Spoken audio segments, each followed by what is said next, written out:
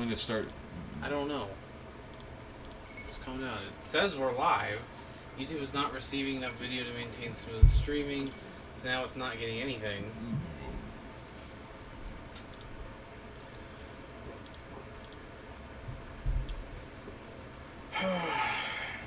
Well, I hold you accountable. This is your... It's nothing to do with me. Yeah, but you're supposed to troubleshoot. Yes, but I cannot do it. Why are you getting all animated? Because you keep telling me that I need to fix it. See, there it is. It's working now. Okay, but am I going to see them on this chat, or I need another chat? I think we can close this one, and then we hit pop out here. I don't know what's causing it. I think it's you. I haven't done anything. I think you're causing it. Yeah, right. So... But it's also skipping, see? Yes, it's skipping. I don't know what's causing that. Yeah. Lucy says hi, Trevor. Yeah, I don't know what's causing that. I hate Trevor. Yeah, right. Okay. Well, you weren't able to rid of the whole thing from scratch. Yeah, we know we're buffering. back because we've completely done everything, but it's buffering. Is it just easier to... Well, am I back or am I not back? You're clicking things so randomly and quickly, and is it just... I don't know what's causing it. I think it's the Wi-Fi. Now you think it's the Wi-Fi. No, I think when we got the new Wi-Fi, that's created all kinds of problems. Yeah, it's buffering like crazy. Why is it doing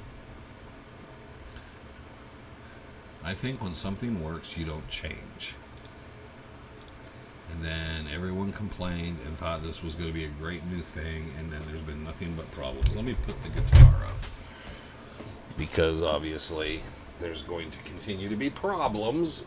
People are saying it's good now, but it looks like it's jumping still. It does look like it's buffering. I don't know if that's what it looks like on our end, though, or if that's just that. Well, I'm not seeing my normal meters or anything like that either. Well, there's people talking. People saying It's hello. good now, but we can't see anything. So, well, we're not. Oh, we are in OBS, aren't we? No, this is YouTube. OBS is the other screen. So where's the other screen? Well, there's OBS. Okay, so let's see what OBS looks like. Oh, see, we look fine in OBS. No, that looks fine, but it's right here is what we're looking at. Is it's dropping 40% of the frames, like it's randomly. It randomly keeps dropping the signal. I blame the Illuminati. Wi-Fi interference. No, I have a Trevor interference. I'm going to do something. What are you going to do? I'm going to see if it fixes it. Well, you keep putting it back to where I'm buffering, and I can't tell if I'm doing anything. So I can kind of see the chat. We restarted things. As soon as I went to talk about the weather. Trevor's not even here anymore. Okay. I don't know if this is working or not, unless Trevor's going to try to fix something. Plus, the chat is froze. Unless people guys keep typing, because at least we'll know that something's coming through. Looks like a lot of buffering on your side. Yes, Trevor said that, and then he's coming back like he solves the problem. What did you think the problem was? I'm looking at this. That's how much is going through. I don't know why it's fluctuating so much. 42% dropped frames. 42% dropped frames. Okay, it looks like it's coming back. No, now it's dropping. What's causing that? It's like 2G quality signal. Yeah, what is going on? What is going on? Yes. It's back up? It's back up. No, now it's down again. It's Why down. is it It's up. It's down. Is there a yes song? About like that? I don't know. He's gone. So I don't know. Yes, and the Wi-Fi receivers, what would you say, 25 feet away? Probably. Yeah. Well, I have another one right here. What's that one for? That's the one that was in the family room. I Unplug unplugged it. it. Plug it in right there. Let's see what that does. I don't think this is going to do it. Well, let's see. Just unplug the fan. There goes the air. No, he's gonna. Okay. Nobody knows you. Stable now. Spoke too soon. It's just gonna keep jumping up and down. Let's see. Dropped frames, 39%. That's gonna stay high for a while. 'Cause Okay. mainly, if this stays green, then we're fine. Ectoplasm. Cool. Ghost hunting. Which is staying pretty green right now. So I'm watching this stay green is what I want. Uh-huh. Okay, so we should be stabling out. Hello, Joshua. So now We if got we a go lot of look technical difficulties at, if right we look now. at this now, hmm it looks a lot better. Okay, so what I want on reference is to go to this, and I'll be able to see this, even though it says my current bit rate That's the old is message. lower. That's an old message. Okay. This is what it is right now. Okay, so we're in good shape. Yeah. Now, how's this affecting everybody else in the house? I don't know. It doesn't matter. Do I right need now. do I need to move the Wi-Fi plug into here every time I go live? I don't know. I just have noticed ever since they put. Are that you the thing only in, person that gets payment through this channel, this YouTube channel? Are you the only person benefiting financially through this YouTube channel? No, Now, who's benefiting? because they still by the ask way? you to go on TV shows and stuff. That's okay now. So my point being, since you are getting paid for this, what is the I don't know stuff? Well, there are some things in the universe that I don't have the answer to. Is that Ed Sheeran? Chubby Ed Sheeran, or the guy from Fallout Boy. Yeah, they're all the same. Trevor should just walk around trying to pretend. You need to drop a little weight. Just pretend. Walk around with an acoustic guitar, pretending to be Ed Sheeran. I can't sing though. Well, don't sing, Wasn't that kind of his thing? dumbass. you just strum the guitar a little bit. I'll teach you one chord. Okay. Yeah, Get a Wi-Fi signal strength app for the phone, fellas. It's not a phone. This is a desktop computer. Well, no, they're saying so you can check how strong it is. Oh. Well, It's, Trevor's going to do that. We well- also want to get a light over here, so I'm always not. I feel like I'm like Jekyll and Hyde because I got a dark side So, and a light side. ever since they installed that thing, I've noticed wherever I am in the house, like my phone will randomly disconnect at some point. Don't we have those little circular light things that you can touch and bring up light? Circular. Yeah, I thought we bought a We had pack one of three. that we stuck on the ceiling Yeah, and but it wasn't there fell. three Or others? it died or something. Wasn't there three others It died and we that had to you put it down. touch? Anyways, they took batteries. I thought if I had one of those over here would help. Who knows We what had those happened to little that square stuff? ones. I don't know where you put them. Yeah, they're stuck somewhere. Yeah, there's another interesting thing. We got a whole bunch of those, and I don't know where those are. Yeah, those ones do different colors. So we have a lot of equipment, and we don't know where any of it is. You don't have to sing along and get them going crazy for that red-headed guy. See, there you go. You don't have to do that. That is crazy. Yes, Trevor can't sing. He can sing in Spanish. You wanna know something crazy? He won't do it. He actually could do. He used to be able to do really good Bee Gees when he was younger, but no, he can sing in Spanish pretty well. And it's really odd. But so if he sings Yeah, he Latin music in Spanish, he's actually pretty good. And then you get him into English, and he just falls apart. You know, someone just raised a good point. They said it's that pyramid causing interference. And I turn and I look at the shelf. Yeah, but the pyramid was You over shoved here. it And on we the were fine. shelf again. Yeah, no, it's been on that shelf for a long time. Yeah, and then how long I did moved you it from have all here these because we were having problems over here. Did I kick you off the internet? See, nobody else is. Like, if anyone's affected, it's probably Sarah. Hi, Tyler. Tyler, come here. Come here. Tyler, come here. Tyler, come here. Nope, Tyler won't come here. What Okay. shirt are you wearing? I'm wearing a Ramon shirt. Tyler's You guys are wearing wearing a the Ramon same shirt. shirt? Yes, you're wearing a Rendezvous shirt. Yeah. Tyler should come in and sit with me, and we could be wearing our Ramon shirts together. So Trevor, Tyler, me, and my daughter Sarah all have Ramon shirts.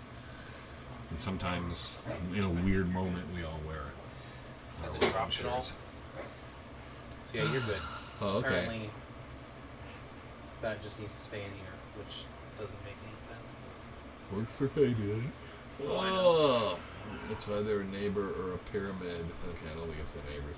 I did see it glowing green before you cut out. The Bee Gees were, I don't know, Bad fried to the bone. That's George Thorogood. Anyways, so there you go. So maybe we'll have to see how this goes. If everything holds together, then I guess I add another electronic piece of equipment into the fear cage of my life. Because there's so much stuff plugged in and sitting around me. It's just unbelievable.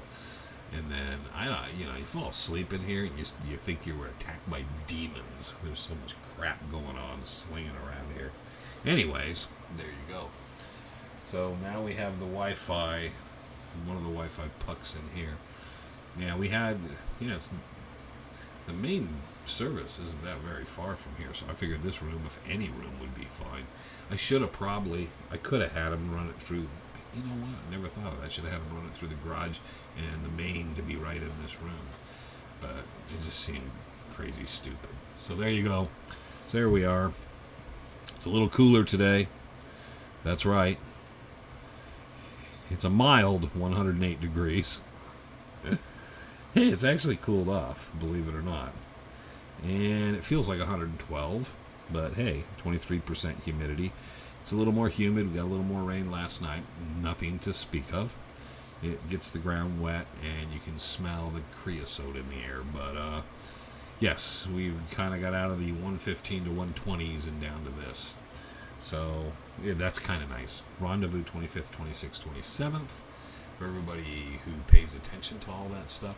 Now that I know, you would think, after doing the lives for years, he would tell me, always watch this thing here in the green, and it'll tell you why your signal, if it drops into the red, then that's telling you a problem. That would have been actually something to tell me. So, I learn these things because while we're live, things happen. Okay, David said he wants you to come ghost hunt with us because he's getting so bored this weekend with my delusional ass. Man, you don't want me ghost hunting with you guys, because then I'm just going to explain how none of this stuff does what it's supposed to and how it doesn't really work. Take a spirit box and take the antenna off, and you'll find nothing comes through at all because it doesn't work that way. And then there's nothing immediate. REM pods, anything that has a button that's going to open up a frequency is going to click it. If you ever notice on ghost TV shows, they all have walkie-talkies and radios, so they just squelch them. And then, they can be 3 rooms away and click that thing and set the REM pods off. And if you take the walkie-talkie and do it like a circular motion, it'll go woo, woo. So almost everything they use on television, it's like a cheap magician's trick. And that's why, remember the old flashlight thing? They used to put the flashlights on and slowly unscrew them and use them to do the whole flashlight thing, and then they quit doing them. They quit doing that because everybody caught on to that. So all the stuff they use on ghost shows starts to fade out, and they replace it with new stuff until everybody catches on, and then they kind of do that stuff. So David and I are not the same person, because he's driving and I have an alligator head. And I wouldn't have an alligator head and I would have never thought to give myself an alligator head. So we're two different people. Go grab a pyramid rock and show it up to us close. Grab at the pyramid rock? It's way over there. I don't want to get up and go get it. Don't you think Ely and Bart got a little creative imagining the Peralta animals grazing? No, because that's actually grazing, because there's the stone wall up there and it has an open area. And if you have you been to Bluff Springs? Have you been up on Bluff Springs? If you've been up on top of Bluff Springs and you get to that peak and you go through where this sheep wall is, because I always think of it, could have been for cattle too, but there's a wall on the southern end. And if you go up there and you pass through that little area, and it's a low wall, but it's fallen, so it probably was higher initially. But if you go up into that area, it's weird because the ground during the winter, a lot of times, if we're getting just normal seasonal rain, it's very spongy, and there's a lot of grass, pasture-type grass up there. It's very different. So you get up there, the first time I've ever went, that's what I thought is, wow, this actually fits what you would think. And then other people have gone with me and been like, wow, it's just like a huge acres of grazing up here. I've been up there where the grass has been knee high. And and there's basically where you're stepping. There's areas where water is coming through. Bluff Springs runs pretty much year round, so it's crazy. So it does fit that to a degree. There was, and I've trying to think. I know there's several sources, but there was an old well spring by the original spring, and then that was taken down a long time before. I think it was in the 40s or 50s. It was gone by sometime in the 60s. But there was a well spring area near Bluff Springs, and that's gone. It was interesting. Well, the cow house, I don't understand what that is. Gilboa Prospect is San Antonio, Texas, where every day is a golden day. There he is. Thank you for waiting. We're okay. Something else for you next time. Well, I have a gator. I don't know what you can do beyond that unless you bring me, like, what's that thing? The grass? I don't know what's down there. Grassman? Or the, what is it? I don't know. One of those weird Bigfoot things. Oh, come on, get the rock. If Trevor comes back in, I'll tell him to grab it. Can't wait to see. We are so excited. Yeah, it sounds like a great story, but not from Jacob Waltz. What doesn't? That's one of the problems. I don't hold the Peralta rat animals grazing up there. Yeah, but I'm sure other people used it too. I'm sure. I don't know if I'd want to drive cattle up there, but if you had your burros and stuff and you were looking to keep them up there, that would be an area that would be pretty easy to defend, because it's very difficult to get up there from other sides and areas. You'd make a lot of noise too. It is one of the really accessible points of that whole area. And if you've ever been up that trail, which you did not say you had or not, Skunk Gate, maybe that's what it is, I don't know. But anyways, you also will realize you're going up that trail and you're thinking, there wasn't a trail here, and you hit that last bend and then you start to turn northwest again, and then suddenly there's a 3-foot wide trail the rest of the way up that's well defined, and you're like, oh, there is a trail. Now, to be honest, the first time I went up that trail, I'm going to say was 1970. It was probably 77, 78, 79, somewhere in there. It was in the 70s. But other than the people I've been with, I've never seen anyone else ever on that trail coming down or going up it. Now, I know other people have utilized it and taken pictures and done that hike, but I've never caught anybody up there. When Randy and I, all the trips we made up onto Bluff Springs on the south end, we never really saw anybody. I saw that Mexican woman that gave that tea, the magic tea, but a lot of times you got up there and you never saw anybody. Perfect hiking weather, perfect time of the year and everything else, and Randy and I were going up the western side, the south side, different areas, and all those times we always were kind of shocked, as nice as it was and as much areas there is to explore up there, you never ran into people. So I've come in contact with very few people up there, and there have been people up there, but what I'm saying is you would expect the Ely Anderson Trail, it's in the hiking books and it's kind of always talked about.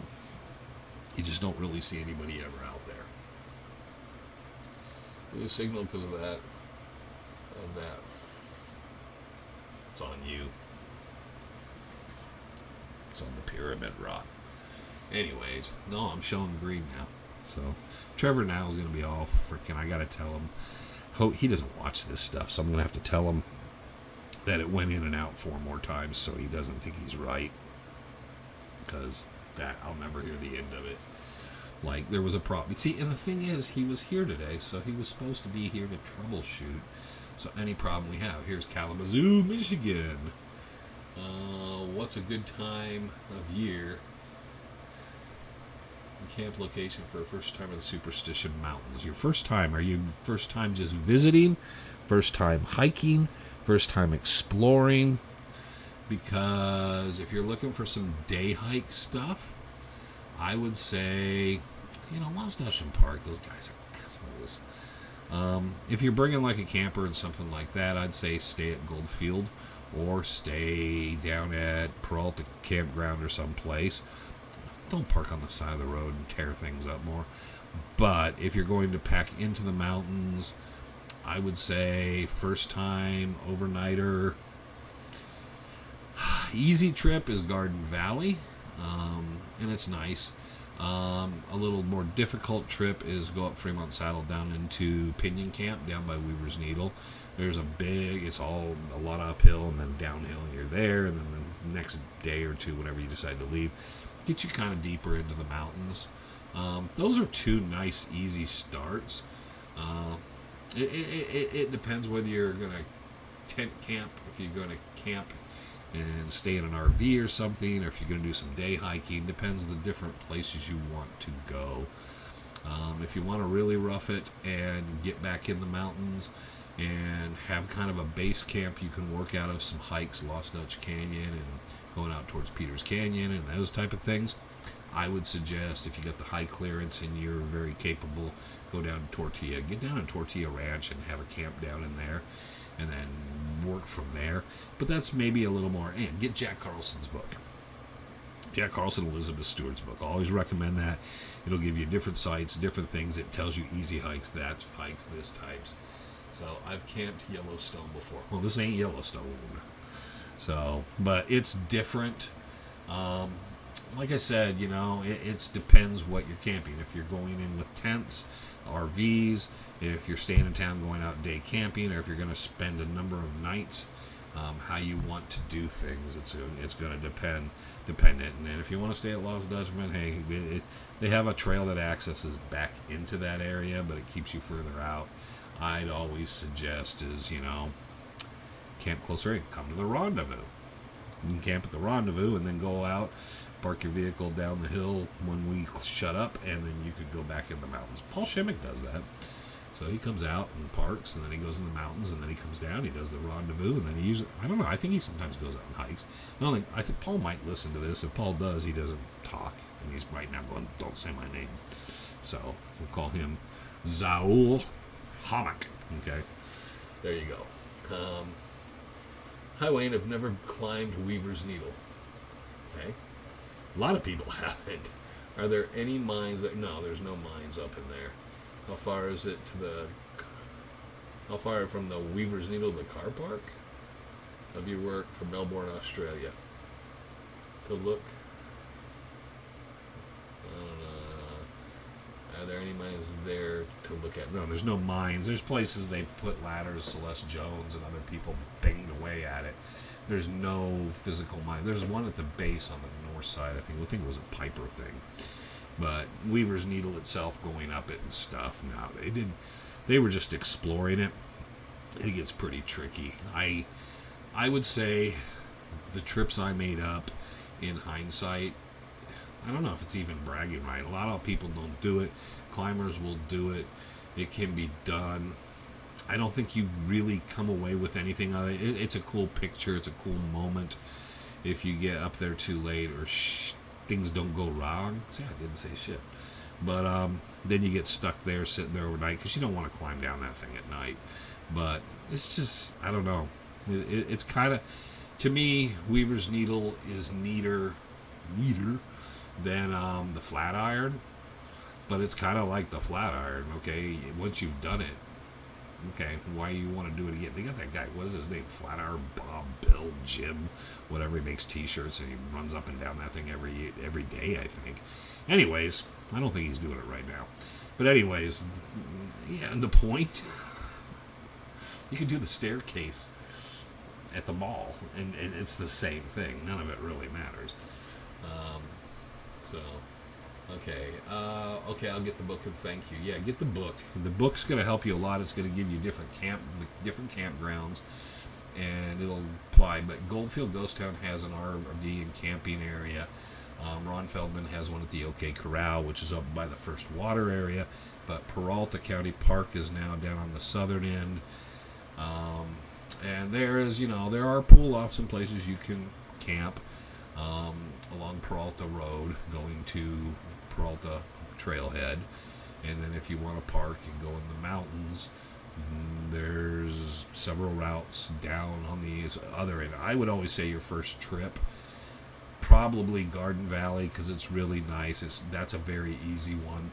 And then again, there's plenty to explore off of that, going to Second Water, the Black Mesa Trail, or going north to Hackberry Springs. And then additionally, going to Weaver's Needle, there's plenty to explore down there. Plus, you're down there by Weaver's Needle. You can go up by the old Piper's Camp and stuff like that, and the Crosscut Trail. So there's a lot to do from either location if you're going to camp internally in the mountains. How long did Celeste Jones work around Weaver's Needle? I think it was about probably 10 or 15 years. Because it was shortly after Piper died, she left. So I think she was there before Piper. I think she was there first. And then Piper came in, and then all that stuff blew up, and then Piper died, and then she was gone. So I would say less than 15 years. I've always wanted to sit down and do an interview with Bob Corbin just simply on the Celeste Jones and Piper stuff. Because he knew Jones pretty well. Tom never really cared talking much about her. But Corbin was around them quite a bit. And I've met a couple people that knew Piper. They were both unique individuals, and from what I could tell from people, hey Jax, both were actually very nice to the people around them. Tom said she was a bit crazy, but he said she was actually pretty nice to him. Let's see here. Hey, Wayne, better late than never. There you go. How long did... Okay, Celeste Jones. We already did that. My wife and I... Ooh, I almost spilt the drink everywhere thinking I was grabbing the mic. My wife and I are going to try to make it up there in October. 5 foot nothing, 56 years old, 140 pounds. Wet. Okay, Chuck. It doesn't matter how big you are. What was it? Jabez Clapp was a small guy. Oh, he died. Never mind. Adolph Ruth wasn't. Oh, never mind. He died. Doesn't. No, it's fine. You're fine. No, it doesn't matter. The capacity or whatever people do, man. You know. So, and I don't think the rendezvous. I mean, if you're only like 3.5 feet tall, maybe somebody will trip on you. But otherwise, I don't think age matters. We've had Clay Worst out there, and a number of other people, and I think Clay remembers she's in Columbus, and he was on Columbus's ship. I did spill. That's gonna suck. I'm gonna have to clean that up later. It's the first time I've ever spilt anything on here. I'm generally very careful. So, because of the recording consoles and stuff. Are you drunk? No, it's Dr. Pepper. I'm doing the Dr. Pepper. Work day, Friday. It's a work day. I don't get drunk. Well, I would have to seriously explore how long ago the last time I was drunk, even slightly drunk. And I'm thinking, man, it's more than decades. Man, it's been a long, long time. So, I don't do drunk. So, no. So, I just... There you go. Yeah, and one of the problems is in the line of work and everything else. And then it used to be I went to work, I had to get up super early and go to work, and then I had to pick up the kids, and then I had to run the kids home, and then this and that, and everything I did, I just didn't have time to be drunk. Here it is. Cured alcoholism, right? Don't have time for it. So, don't know what the capacity level is. It was at one time when I was younger, quite enormous. So, I don't know if I missed anything. It's too hard sometimes to go through. I saw Kalamazoo, Michigan, and all that. And I don't know if I left anything off as I was answering. And I kind of missed. I'll make some moonshine for the gathering. Someone brought moonshine once. I tasted it. I was like, So I'll touch the bourbon and the whiskey.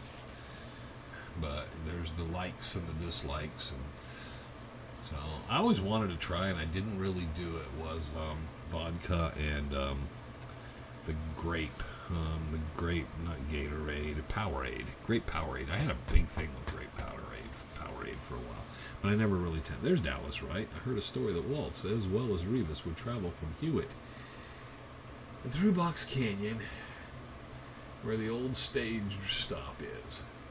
Have you heard that? I've heard stories about it. There was also the story, the shaker box that Waltz had built, and this and that and all. I think those are just oral stories that were passed along that don't really... I always look at things and those types of things as...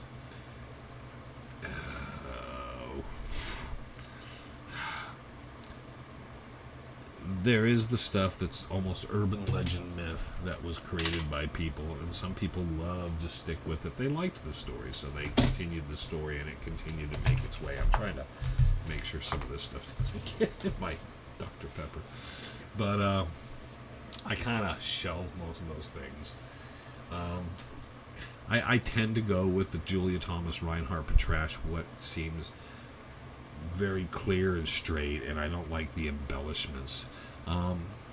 I liked some of the stuff Bob Garman interviewed and talked about because he'd known Herman and people that knew Herman, but then Herman probably was telling stories too and embellishing a little on his stories, so you have to be careful as you get further out, even with original source material.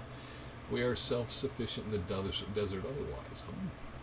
Otherwise, a Sawyer squeeze water purifier solar powered. Well, if you have water to do that. But yeah, water purifier is nice because it means you don't have to pack as much water. There is no spring at Garden Valley. I don't know if Piper Spring's running anymore. I know someone tried to clear it or at least fix it, but I don't know if it runs. It always depends on the weather. Bluff Springs runs. Charlie Boy runs. I don't know how reliable the rest of them always are. I'll mellow it down to whiskey, brandy wine. Hey Wayne, glad to have gotten here live. Captain Freedom, Jax, Trevor. Okay, Jax is Jaks. Wayne, Haven Liberty, love the show. Somebody's got to get you a name right, buddy. Someday. Well, he was here, and then he vanished like a ghost. Anyways, what is your favorite guitarist offhand? I have several guitarists I really, really like. The first guitarist, I started out listening to music when I was quite young. Most of us did. And the first band I was listening to was the Beach Boys. I was a young kid, and that was Carl Wilson. Played a lot of guitar for the Beach Boys, but I wasn't a big guitar fan. When I became more of a fan listening to particular guitarists, this would be the late 70s, it was probably for me, Jimmy Page, Peter Green, and Ace Frehley, because that was the big three. It was Zeppelin, Ace Frehley of Kiss, obviously, and then another big one was Peter Green. I don't know why. Peter Green, original Fleetwood Mac founder and guitarist, was a huge deal to me. Loved the way his guitar sounded and how he played. And had a live, the Boston, what is it called? It's not Boston Garden. But anyways, it's a live set of Fleetwood Mac from 69 or 70. And I had that cassette tape, and I listened to that thing like religiously. And Peter Green playing guitar and stuff on Rattlesnake Shake and Green Manalishi and stuff, and that was huge to me. So that was kind of the big ones. And then, of course, Jeff Beck and Clapton was a big deal. And is our favorite guitarist. I don't know if I rank there, but then I became just so many different guitar players because of what I liked and people I met and how they played, and it wasn't so much influence, there was things I liked and things I didn't. Trevor is named after Trevor Hoffman, the baseball pitcher, and Trevor Rabin, the guitarist that played with Yes. Tyler is named after Ty Cobb, the baseball player, and Ty Tabor, the guitarist for King's X. So that also tells you two other people who were favorites.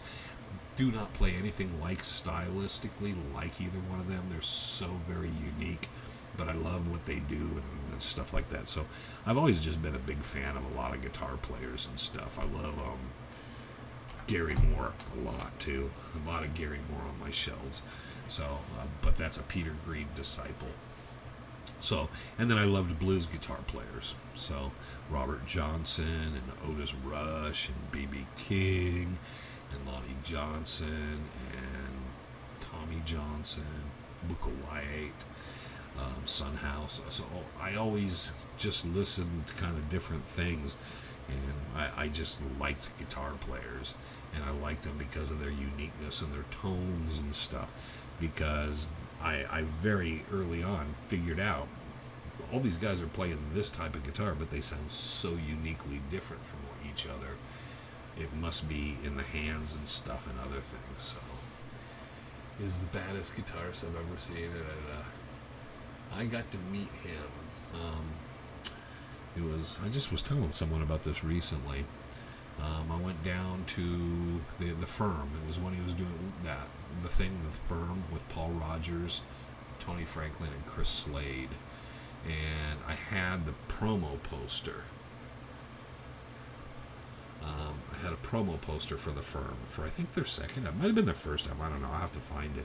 Anyways, I took it down, and because I was a huge Zeppelin fan and stuff, and I thought, man, and then they were in the bar, and I got Jimmy Page and Paul Rogers to sign it, and then I was kind of wanting to get away, but then Chris Slade and Tony Franklin signed it, because I didn't know who the hell they were.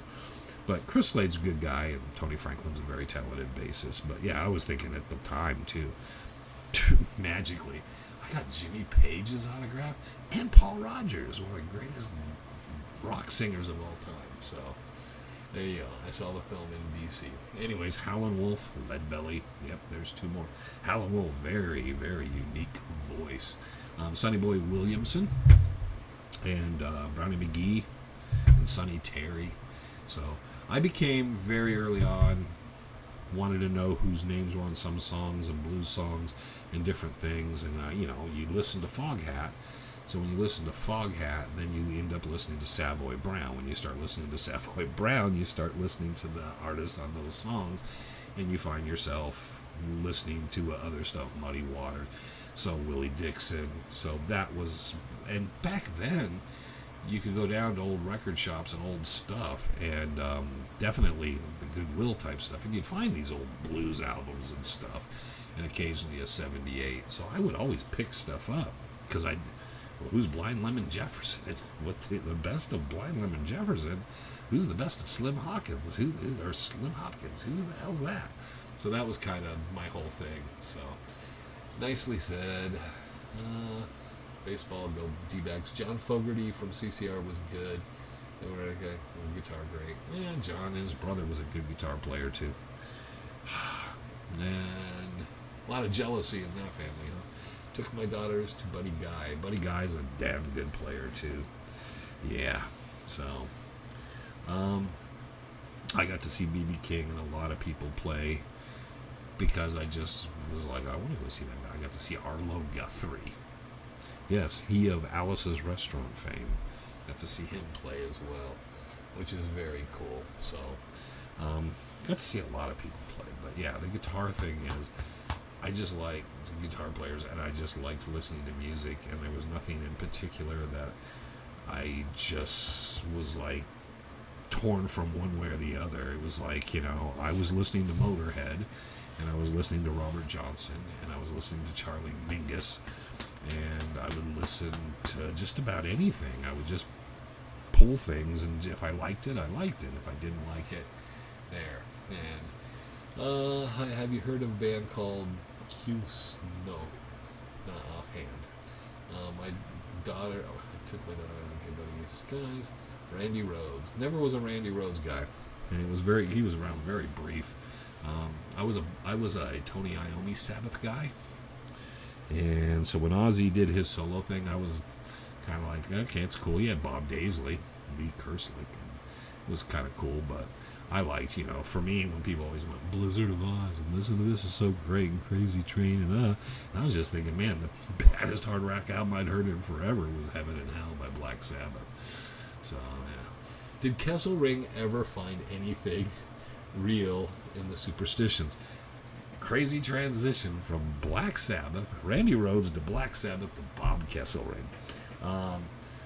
Bob Kesselring would tell you he located all those places. He does not have a single piece of gold or treasure or a photograph showing anything other than rocks that look like things that he says, well, this is what this means. No. Did he ever recover any treasure or anything of value in the mountains? No. Bill Blackwell? No, none of them. So, and I will verify this. There was several. He gave his books, which one book was $59 and the other was $49. So it costs for the two books, which is a total less than 300 pages combined for both books, less than 300 pages. It's going to set you back $110 if you find both. They do have all the latitude, longitude numbers in there, so you can go to every single site. You can go to the sites and whatever, and there's some iron deposits in the ground and stuff.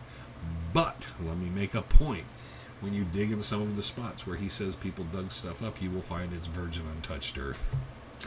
And that, to me, was like, okay, when you're digging up ground and nobody's dug it up, but somebody dug it up all right. Well, it isn't ground that's been moved or dug.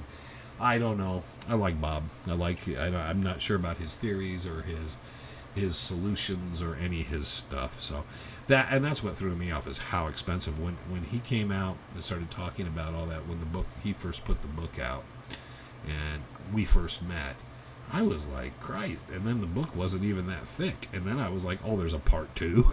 So it was like, I think the first book was $50 and the second book was $60. I don't know, I could have it reversed. Anyways, it was $110 for both books. And I was like, and then the pictures were blurry, and I was like, okay, so I don't know if he was trying to make money off of it, or he had a really bad printer that charged him, really, really made it rough for him, and they could have given him far better. He could have got a better deal with someone else. I don't know how that all worked, because I was always like, God, as expensive it is, I'm sure he's just not trying to rake in the dough off the book, because none of those books ever, outside of Jack Carlson, Elizabeth Stewart's hiking guides, and some of Tom Collenborn's books, none of the books sell that well. So most of the guys end up with having boxes of them sitting around for years.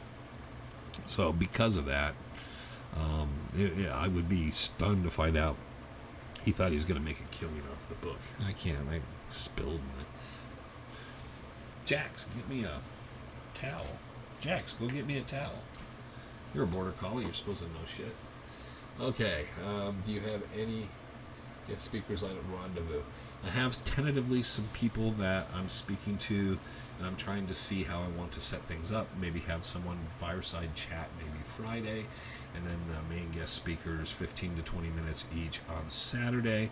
And I'm hoping to fill out a nice card for that. Something a bit different, not in any way redundant, and I want to make it very enjoyable. It's going to take time and it takes commitment. So people have been contacted and they're kind of, but I want to have something that covers a lot of the time of the mountains, the superstitions in general. So it's not going to be 2 hours with Clay Worth. Well, I don't think Clay can do it. But if I could have Clay there, I don't think Clay needs to speak anymore. It'd just be nice to have him sit there and join us. But yeah, so hold it. Here we go. Did you ever check out Ryan Adams and the Cardinals' Cold Roses? No. Well, it's only been a week since you told me that. And I haven't been around since that chat. So it's because the chat gave out and I was in the middle of it, and then I threw a conniption fit of like, why does this keep happening? It's a curse. And then I was done, and then I left, and then I came back, and there you go. Kiss now. Now I'm going to get it confused. Ryan Adams and Kiss, because there's the Kiss thing up there too from Joe Colvin. So anyways, as I drop my voice, which is a bad habit, I'm going to grab it. All right, I did get it. Oh, it just soaked all over this stuff. Yeah, I'm going to have to take everything up. clean. Oh, it's my fault. I'm going to blame Trevor for it. So, anyways, so working on all kinds of things.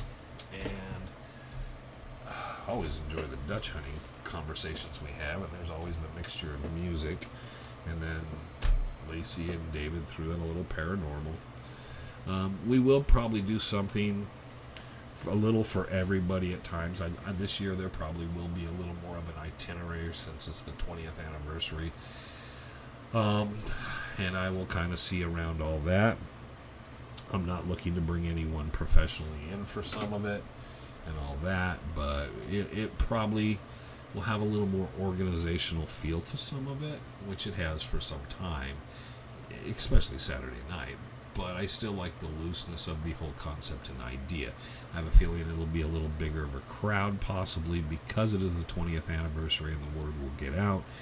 But I just kind of want the event as it is. It's always been different every year. If you've been to the Rendezvous 5 or 10 times, you would say every time it's a little different. You know, there's sometimes the same guest speaker, but it's a little something different. We had Jack Sanfelice one year came down and talked about ghost hunting, believe it or not, and he was really into that at the time. So it's odd how it can shift and change. The speakers are different, and then the atmosphere and the mood. It's never been bad, but every time it's different, and it is what you make of it. So, what is your opinion on the water glyph and the 3 Lakes Montezuma treasure, etc., etc.? We'll save that for next time. Maybe I need to talk about that one. Yeah, the Montezuma treasure and the 3 Lakes. I know there was the guys. What was the guy's name that was doing that? He was drilling the hole down through. They were exploring the cave, and then they were drilling the hole. Then something got ridiculous. And I think they canceled them on TV because it just got ridiculous. Will there be a 20th edition shirt? I could send in graphics if needed. We talked about it. And we talked about for just the 1 year. You can still buy the regular Rendezvous shirt, but we would just have available at the Rendezvous. And if we decide to go with that, we will. And it'll be in general the Dutch Hunter sizes, which is 2XL, XL. And I don't know, is there anybody that's large? The girls are probably some larges. Yeah, there's no smalls in Dutch hunting. Funny thing that, huh? Except for the people that are coming that are 5 foot nothing and whatever. But yeah, most of the Dutch hunters don't wear small outfits or shirts. Everybody should wear oversized shirts. Let's see here. I'm just happy to be there. There you go. How about 20th anniversary hats? Takes longer. Yeah, that's a Trevor thing. So I just tell Trevor what I want. I know I wanted something for 20th anniversary for a shirt. And I don't want to get too much into it. The hats and coffee cups would be better than shirts because you could just make them. People are asking about 20th anniversary shirts when I was talking about it. Okay. And somebody said, what about hats? But hats are more difficult to pull off because it costs more. And if we're having inventory, it's going to be all more costly. Coffee cups are probably the cheapest, aren't they? I think so. Yeah. I'd like the metal ones. It'd be nice to have the camping like old tin cups, the old metal cups. But I don't know. I see that. They could be expensive because it'd be kind of more of a nostalgia item. Okay. Can we go out on a hike? Well, if it cools off, yes. I have one planned for that. That's a repeat of something else. And then it depends on the weather because a few times we kind of stopped doing it because people were really getting gassed. We had a few people physically that were having kind of some issues on that stuff. You can always punish Trevor by having him transcribe the bark notes, which he's supposed to still be doing back then. I showed up. Yeah, Trevor just walked into that. I didn't say anything about it, but I think there are 2 or 3 more chapters posted that I never... Oh, okay. Any more plans for Fish Creek next year? Well, once the roads opened up. Did you ever show off the stuff that I got from Spain? No. You want me to bring them in? Sure. Somebody said I should have the pyramid over here. Oh, bring me a couple paper towels. Because my drink slopped over here, and it was. Oh, see, I completely. Now he's gonna bring me what he brought back from Spain, from Toledo. Stickers or buttons. We were talking stickers. We need to have some 20th anniversary badges. No badges, Bobby. We don't need no stinky badges. Regulators. You know, if I could find where Terry Carter got those and have a bunch made up, it'd be funny if everybody had a regulator badge. Oh, you didn't... yeah. Here's what Trevor brought back from Spain, from Toledo, Spain. No, I was getting you your... Well, I'm almost finished here. We don't need those stinking badges, Bobby. Yeah, no badges no more. Did you sleep through the badges thing? Yeah. Yeah, you slept through that, so you didn't... Yeah, you told me about it. Yes, you were passed out, man. I remember that. All right. Pizza or burrito time? It's usually pizza or Chinese, and I was going to ask for Chinese, but I didn't, so I have a feeling it's pizza. Just kidding, guys. Thanks, Wayne, Trevor, for all the hard work. Yes, Trevor. Sup, everybody. You always got that one guy drops in just as soon as you're getting ready to wrap up. It's 4 o'clock Arizona time, man. It's not like 5 o'clock somewhere. Oh, here he goes. Okay, here. Hand me. These are what Trevor picked up from Spain, Toledo.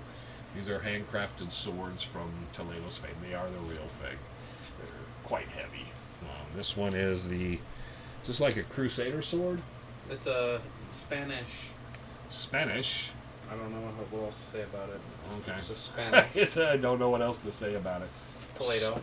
I don't know where the camera is there. It's that. But it is, here, you should take, okay.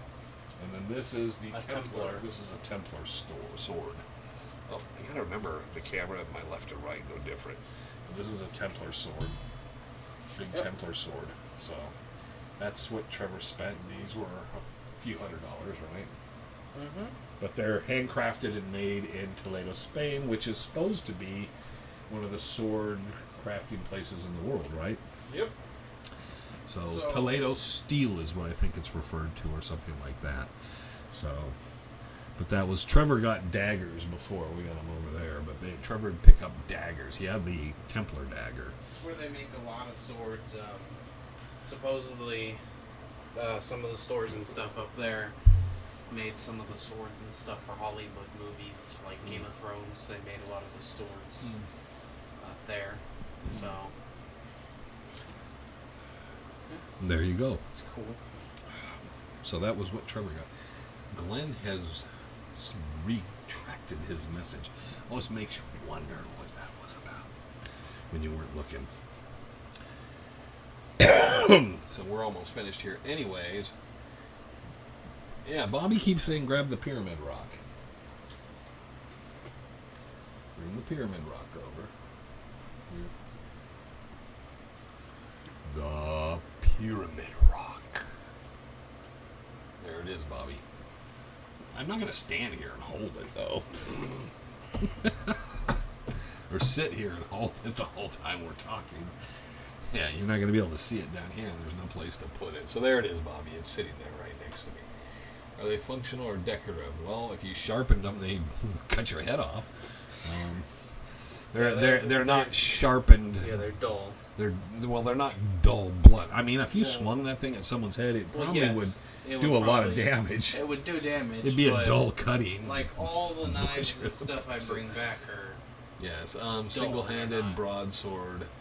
Those things are heavy, man. I will tell you this: to swing one of those around with one hand is a lot. I could see Frank carrying one of those. I don't think so. It'd be too heavy. He'd fall over on the side. It is very, very heavy. I think the Spanish one is heavier than the like in the handle. Hand and a half. The Templar one's a little. Are they functional decoration? Okay, single-handed broadsword, totally cool. I don't think I don't drink either. That was a long time coming after all that. Badass. You should have hit the end button at the same time. He held up the pyramid to make it look like it suddenly shut everything off. And they go, fuck you, Bobby. Trevor, grab the pyramid rock. We already did. Bobby, this is the pyramid rock. I held it. I said I'm not going to stand here and hold it up in the air. Neither's Trevor. It seems silly. You may put it back on the shelf. Nah, just leave it here for right now. It's not doing anything. It's happy. It got touched. So there you go. There you go. The pyramid rock is there. Well, he was saying grab it. We already grabbed it, gave it to me. I put it on camera, then I came off camera. Are we still? No, we're still good. So, all right. I have a couple of swords, but they're just for decoration. Yeah, there was one sword that they had that I really, really wanted. We have the handle, but the handle was not attached to the blade at all. And the woman came over and was like, "Oh, you really like this one? You want this one?" And I was like, "No." Because it would just fall off. We have long sleeve shirts. The new vendor, do they have long sleeve shirts? Is it all the same? Yeah. Long and short sleeve. Yes. Everything's on the website. Do you have the gray shirts up? Yes. Okay, so we have black shirts, and then, like, Trevor's wearing one of the black types, short sleeve, and then we have long sleeve, and then we also have gray shirts with the black emblems for everything. Dutch Hunter Rendezvous and Legend of the Superstition Mountains. You go to legendofsuperstitionmountains.com. Hats we have, and the hats are in tan and black. I don't know if we have those available anymore. Yes. But the hats are tan and black, and they're for Legends and for Dutch Hunter Rendezvous. You go to legendofsuperstitionmountains.com. There's a tab that says shop, I think. Yep. And then it has bumper stickers, long sleeves. Yeah, there are bumper stickers. Sleeves in both gray I black. want to get stickers, much cooler stickers. Coffee cups. He's got the bumper stickers. I want to get something round, so you can put it on the back window of your truck, because some of us don't put stuff on bumpers. We put them on the windows of our pickup trucks. So I don't have any stickers on my truck. Notice that? Yeah, I do not. I think the last sticker I had on a truck was... I haven't had one on any of the trucks, I don't think. I think it was the last one was on the Mustang. I had the Motorhead sticker across the back of my Mustang on the window. But that was the last sticker I think I had on a vehicle. And I have stickers. I have a Dawn's emblem sticker I'm supposed to put on my truck, and I haven't been able to do that. Will I be making any trips with you this fall? Will Trevor make? Yes, Trevor's planning on, hoping to make trips with me. He wants some places he wants to go. I've told him places we're going to go, and me and him and Frank, and then there's a couple trips he wants to make for certain specific things to video. So we know two of those. Mm-hmm. So that would be awesome. Weaver's Needle or something. Hey, is there any way to get the original tape from the helicopter fly through the Sturford nice and clear? Well, the problem with the helicopter fly is the helicopter flights was it was either done on a VHS camcorder or it's going to be done in 8mm or 16mm. If Bob Lee's stuff is on a 16mm, it's going to be atrocious. And what Trevor had was from the second generation VHS, and it's just going to be what it is. There's not going to be any cleaner, better footage. What we saved, and that was it. There was not much you could do with it. Some of that stuff was really, really, really bad shape. And I think now it's been, 3 or 4 years since we started recovering that stuff. Well, nobody's given us anything new, but part of the problem is Greg had some stuff from the 40s, and it literally had turned to vinegar in the cans. There was no salvaging it. It just had melted together, and old film would turn to like this vinegar-smelling stuff, and we lost that film from the 40s. So I was able to save stuff from the 50s, 60s, and 70s, but that is a problem, is people think, well, but no, you lose it if you don't use it, and VHS tapes is the worst. It's like the old Fuji film of the 70s. It just starts fading and fading and fading, and eventually you're going to have almost nothing on it. It's just going to be clear. We do have some 8mm I got to convert because it is from Cuba during the Russian Missile Crisis. Your grandfather was there and filmed the Russian ships that actually were said not to be there. All the Russian military was sitting there when they weren't supposed to be, and my dad was accidentally in Cuba and got stranded there, and he had to find and pay and get a private flight out to escape. But oddly enough, while he was there, they didn't have a problem with him wandering around filming, so he was just walking around. They just didn't want their faces on camera, so they would always turn their backs to him, and then he went down on a tour through the harbor and filmed all the Russian ships. And he said because the way they had to leave Cuba, He said when we got into Florida on the private plane, the United States government was not checking anything. So they just landed at a small private airport, got off the plane, then transferred, and then got to a major flight. So they came in, their passports, nothing was ever checked, so they never checked them for the film footage and things they brought back. So he brought in all this film that's when they were saying the Russians are, Russia's not, and John F. Kennedy stood up to them, and the whole place was filled with Russian ships and Russians. So, let's see. Because you need to really, really, really, really through it on a big screen. Really, really look through it on a big screen, the helicopter one. Oh. Okay. Well, I think the other thing you get with all those videos is right now we're kind of spoiled with like 4K monitors and TVs and stuff, and you look at it and you have to remember back when you were recording that stuff, there were only so many pixels on the screen. Yep. And you'd watch it on this tiny little screen, and back then I'm sure it was awesome to see all this stuff pop up and it looked amazing and stuff, but now, I mean, there's cameras. Well, look that at film up anything. to like Well, not for you, but 18K. anyone just look at anything that was. Not going to get that much clearer. You can't bake them. No, you can't bake film. You can bake audio tapes, but you can't bake film. If you bake the film, you just ruin it. The problem is to say, look at something at 68, 69, 70, when color television and the color stuff was coming out. And a lot of the stuff was lost because once they started going to videotapes deteriorated and they just erased them and reused them and just got rid of them. But a lot of the early stuff, when you look at the color and stuff, it's just, they literally have had to go back and have basically go back and recolorize every frame by frame by frame because that's the only way to make it look right. Because it just fades and it's just terrible. We don't have the capacity or the time to sit there and recolor frame by frame by frame by frame each one of these. We do have all the original stuff. We preserved it, but it's just going to go to crap. There's no way to preserve it. No matter how dry, that stuff was preserved the best way possible in the driest, cool. It was perfect, and it still just went to crap. It's just going to. And VHS doesn't matter how you stored it. If you can optimize storage, it's still going to crap. So, have you found quality versions of search of episode? Well, what you see when you see people post that, that's kind of what it is. It's usually second generation, but if you found a first generation, it's not gonna be that much better. It's In Search of with Leonard Nimoy. Well, we're going to get out of here because I smell something cooking. Hey, good looking. What you got cooking? You just call me Hey Good Looking. That's a song. I was just singing the song. That's hey, weird. Good looking. You shouldn't do that. What you got cooking? Okay. Well, anyways, we're going to get rolling here. I'm going to remind you of the Montezuma and the Three Lakes next week. Okay. And thank you, Wayne and Trevor. Have a great weekend. Have a great weekend, everybody. Remember the rendezvous, 25th, 26th, 27th. Hopefully we get our Wi-Fi thing here sorted out and situated and all that. Thank you to Trevor for joining us for a little bit. Last time he'll probably join us on a live for a while. I go back So, to work. yeah, he had today off. So he was able to, sleep in, take a shower, sleep some more, play some video games, Okay, and I then slept- because I there was an slept last emergency, night. I show never took a up to nap. help out. So I did Hank however, Williams. stay asleep There's until a like 10 heartache a.m. following me. You know one of the best Hank Williams songs is that most people don't realize is Move It On Over. Move it on over, roll it on over. You got a big bad dog to move it in. Yeah, that's Hank Williams.